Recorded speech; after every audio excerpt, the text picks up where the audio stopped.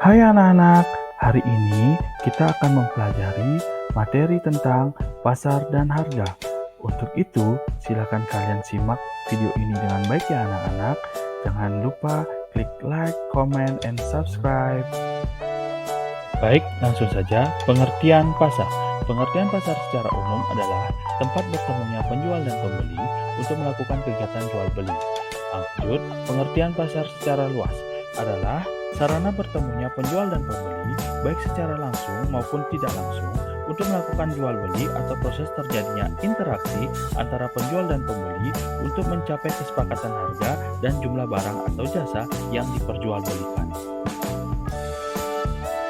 Nah, berdasarkan pengertian pasar tadi, maka untuk disebut sebagai sebuah pasar harus dipenuhi syarat-syarat tertentu, di mana syarat pasar adalah yang pertama harus adanya penjual, kedua adanya pembeli, ketiga tersedianya barang yang diperjualbelikan, dan keempat terjadinya kesepakatan antara penjual dengan pembeli. Selanjutnya, pasar dalam kegiatan ekonomi bukan sekedar tempat bertemunya penjual dan pembeli. Hal ini dikarenakan banyak pihak yang membutuhkan pasar dalam kegiatan ekonominya, sehingga pasar memiliki berbagai fungsi bagi perekonomian. Fungsi pasar. Fungsi pasar berdasarkan kegiatan ekonomi adalah sebagai yang pertama, fungsi promosi, yang kedua, fungsi pembentukan harga, yang ketiga, fungsi distribusi, yang keempat, fungsi penyerapan tenaga kerja. Baik, mari kita bahas fungsinya satu persatu ya anak-anak. Yang pertama, fungsi promosi. Promosi adalah kegiatan memperkenalkan hasil produksi kepada konsumen. Pasar dapat digunakan oleh produsen untuk melakukan promosi. Pasar sebagai sarana promosi artinya, pasar menjadi tempat memperkenalkan dan menginformasikan suatu barang atau jasa tentang manfaat, keunggulan, dan kekhasannya pada konsumen. Baik, selanjutnya fungsi pembentukan harga. Di pasar, terjadi proses tawar-menawar antara penjual dan pembeli. Semula, penjual menawarkan barang dengan harga tinggi, dan pembeli menawar dengan harga rendah. Jika terjadi kesepakatan, maka terbentuklah harga pasar atau harga keseimbangan. Selanjutnya, fungsi distribusi. Dalam kegiatan distribusi, pasar berfungsi mendekatkan jarak antara konsumen dengan produsen dalam melaksanakan transaksi dan juga menyalurkan barang-barang hasil produksi kepada konsumen. Fungsi penyerapan tenaga kerja. Pedagang yang ada di pasar memperkerjakan orang-orang sebagai kuli angkut, pelayan toko, tenaga kasir, dan sebagainya. Oleh karena itu, dapat dikatakan pasar berfungsi sebagai tempat penyerapan tenaga kerja. Baik, selanjutnya, pasar dalam perekonomian ada yang dilakukan secara langsung antara penjual dan pembeli, namun ada juga yang dilakukan melalui media elektronik. Selain itu, dilihat dari tempatnya, pasar juga ada yang terlihat modern dan tradisional, di mana dilihat dari wujudnya, maka jenis pasar dapat dibedakan menjadi beberapa macam. Jenis-jenis pasar. Jenis-jenis pasar dapat dibagi menjadi 5 ya anak-anak. Yang pertama yaitu berdasarkan waktu penyelenggaraannya, yang kedua berdasarkan luas jaringan distribusi, yang ketiga macam pasar menurut wujudnya, yang keempat berdasarkan jenis barang yang diperjualbelikan, dan yang kelima berdasarkan organisasi atau struktur. Baik, yang pertama kita akan membahas jenis-jenis pasar berdasarkan waktu penyelenggaraannya. Berdasarkan waktu penyelenggaraannya, jenis-jenis pasar dapat dibedakan menjadi 4. Yang pertama, pasar harian, pasar mingguan, pasar bulanan, dan pasar tahunan. Baik, kita akan mulai bahas satu persatu. Yang pertama, pasar harian. Pasar harian adalah pasar yang dilakukan setiap hari. Contohnya, pasar tradisional di lingkungan rumah yang menjual kebutuhan pokok sehari-hari. Pasar mingguan. Pasar mingguan adalah kegiatan pertemuan penjual dan pembeli yang berlangsung seminggu sekali. Contohnya, pasar Kliwon, pasar Pon, Wage, Pahing, dan pasar Legi. Selanjutnya, pasar bulanan. Pasar bulanan adalah pasar yang diselenggarakan satu kali dalam satu bulan dan biasanya menjual barang-barang tertentu. Contohnya, pasar hewan. Pasar tahunan. Pasar tahunan adalah pasar yang diselenggarakan satu kali dalam satu tahun dan biasanya bertujuan untuk memperkenalkan produk baru. Contohnya, Pekan Raya Jakarta, Pasar Malam Sekaten di Surakarta dan Yogyakarta. Jenis-jenis pasar yang kedua yaitu berdasarkan luas jaringan distribusi. Nah, berdasarkan luas jaringan distribusi, pasar dapat dibagi menjadi 4. Yang pertama, pasar lokal atau pasar setempat. Yang kedua, pasar nasional. Yang ketiga, pasar regional. Dan yang keempat adalah pasar internasional. Nah, mari kita bahas satu persatu. Yang pertama, pasar lokal. Pasar lokal atau setempat adalah pasar yang digunakan oleh masyarakat di wilayah sekitar dan melibatkan penjual dan pembeli di sekitar daerah tersebut. Bentuk dan jenis barang yang diperdagangkan sangat dipengaruhi oleh lingkungan sosial budaya setempat. Contohnya, pasar Klewer di Solo. Pasar nasional. Pasar nasional adalah pasar yang cakupan pembelinya dalam wilayah suatu negara. Penjual dan pembeli dari berbagai daerah di wilayah negara tersebut. Produk yang dijual dibutuhkan oleh masyarakat negara tersebut. Salah satu contohnya adalah pasar modal dan bursa efek. Selanjutnya, pasar regional.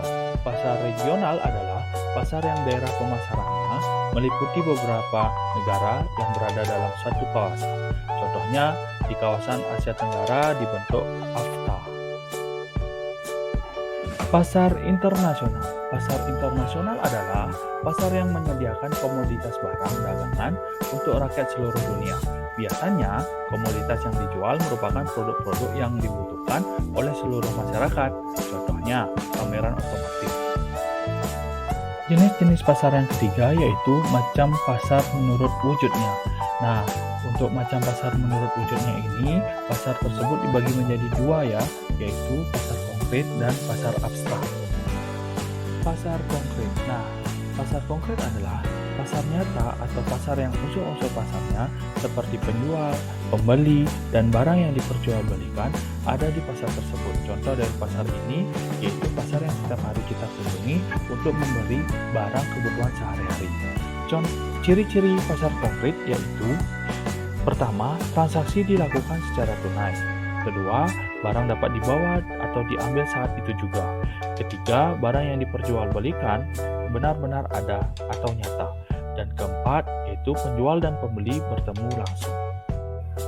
Pasar abstrak, yaitu pasar yang antara penjual, pembeli, dan barang yang diperjualbelikan tidak dapat bertemu langsung di dalam pasar. Tetapi, transaksi dilaksanakan melalui alat komunikasi dan barang yang diperjualbelikan sudah diketahui betul oleh pembeli. Ciri-ciri pasar abstrak adalah: pertama, penjual dan pembeli berada di tempat yang berbeda dan berjauhan jaraknya. Kedua, transaksi dilandasi oleh rasa saling percaya. Ketiga, barang yang diperjualbelikan tidak tersedia, hanya contoh saja. Keempat, transaksi dilakukan dalam partai besar. Selanjutnya, jenis-jenis pasar yang keempat yaitu berdasarkan jenis barang yang diperjualbelikan. Nah, berdasarkan jenis barang yang diperjualbelikan, pasar ini dibagi menjadi 2, yaitu pasar barang distribusi dan pasar barang konsumsi. Nah, pasar barang distribusi. Apa sih itu pasar barang distribusi?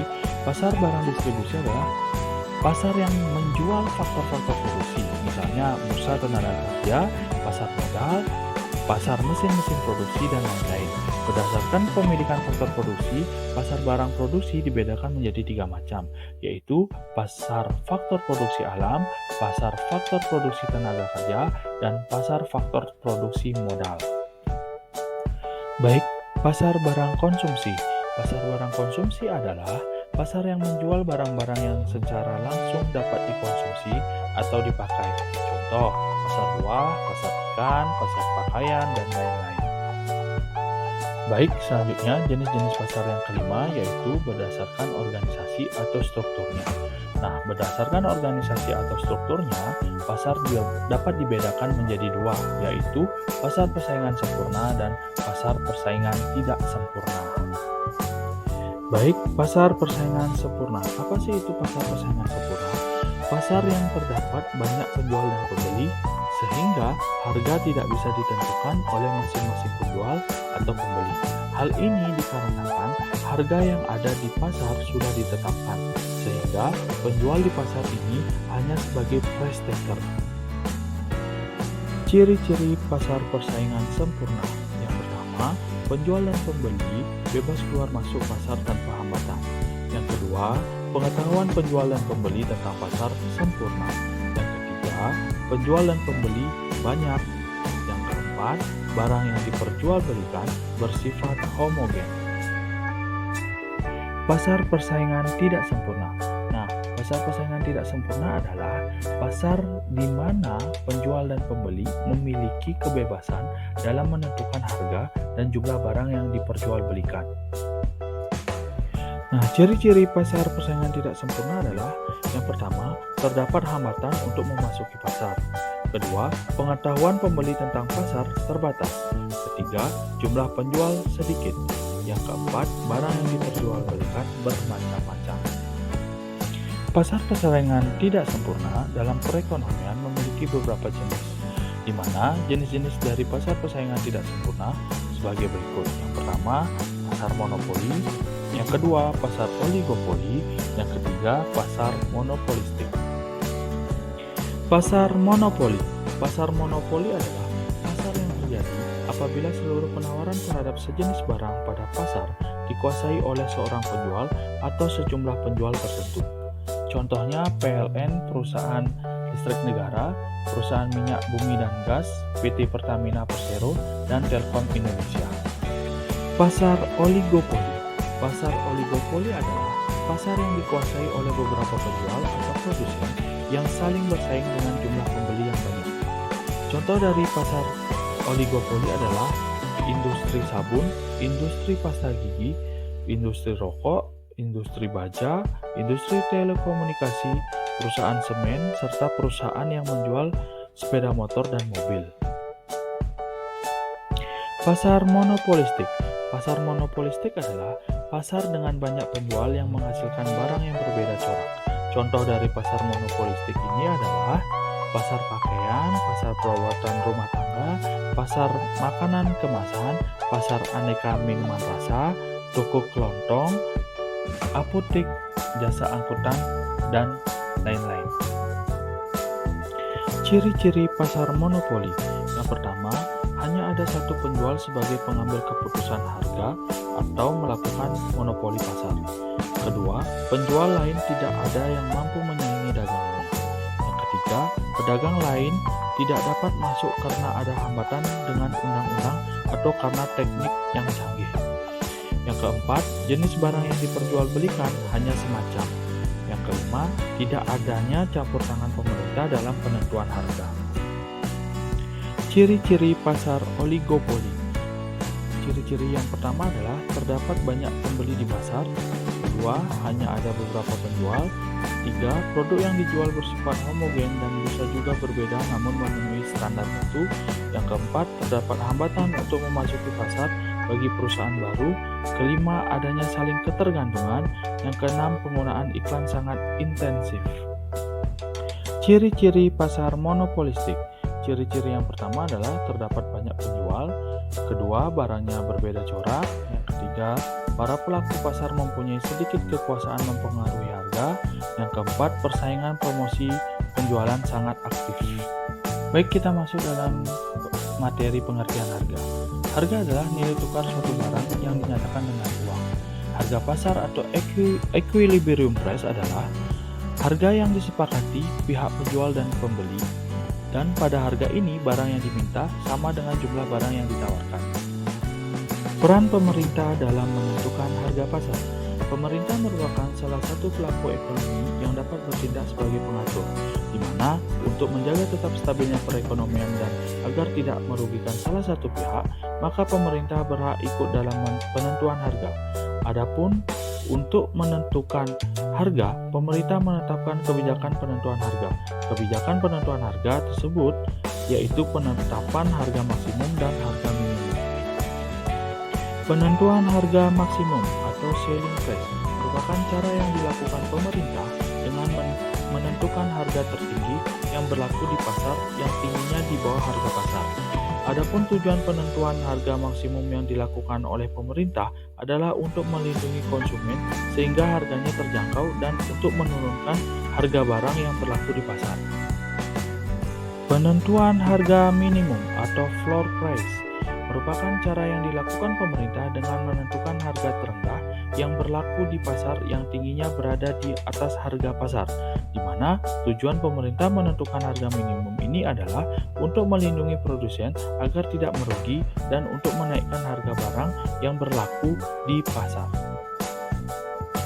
Baik, demikianlah materi pasar dan harga kali ini. Terima kasih untuk kalian yang sudah menonton video ini.